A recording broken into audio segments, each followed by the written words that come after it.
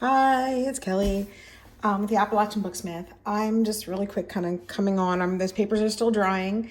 The ones I did with the India ink in my last video, and I took the top of it and just pushed the papers down on it to kind of soak some of the liquid up, and that India ink has bled through those papers, and they're absolutely beautiful.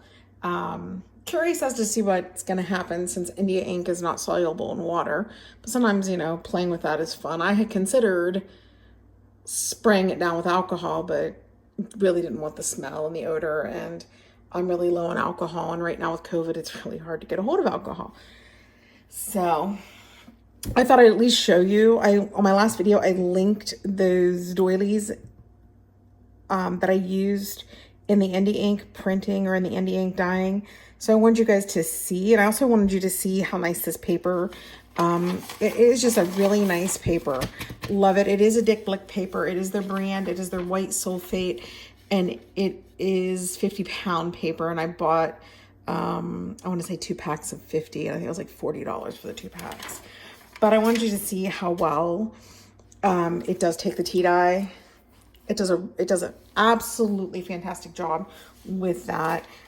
This is from the doily that was cut from Walmart. You get it in the craft section. It's like a tablecloth. This is another example of that. This is the cut tablecloth. It's like a plastic lace doily. This is the placemat from Walmart that is called Blossom. And this is that one from Walmart that you get cut by the yard.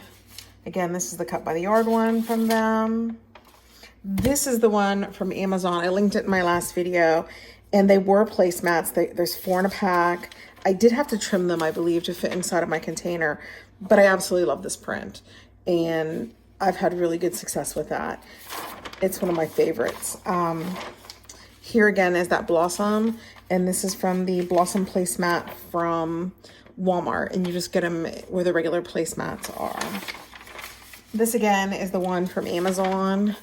I just think it's just absolutely fantastic. And if you were really picky about how things line up, you could very easily line these up to give you little neat, tidy.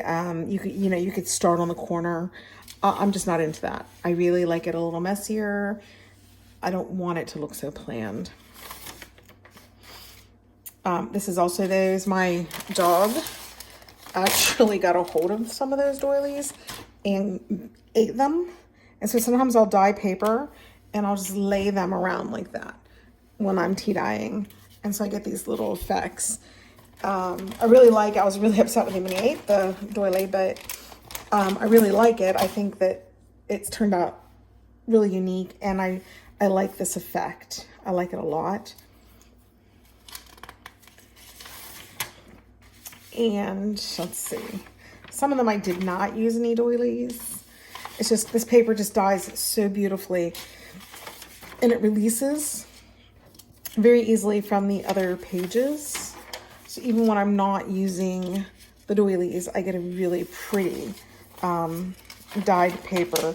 I had one that I love this one, where I just sprinkled or kind of dropped and splattered it.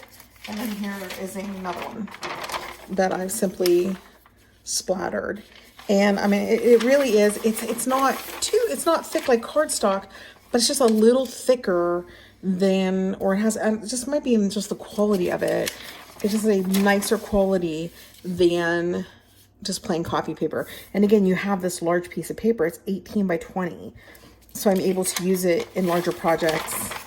So it makes it really nice to have such a large piece of paper. But I just wanted to come on and show that, to show you what those doilies look like. Well, I just use regular tea dye before tomorrow or the next day, put a video up on what happened with the India ink. I've taken a few peeks at the India ink. I like it so far. We'll just have to wait and see what happens. But if you look at my last video with the India ink, you will see the link for these papers and for one of the doilies at Amazon and one of the doilies at Walmart. I guess keep crafting, keep having fun.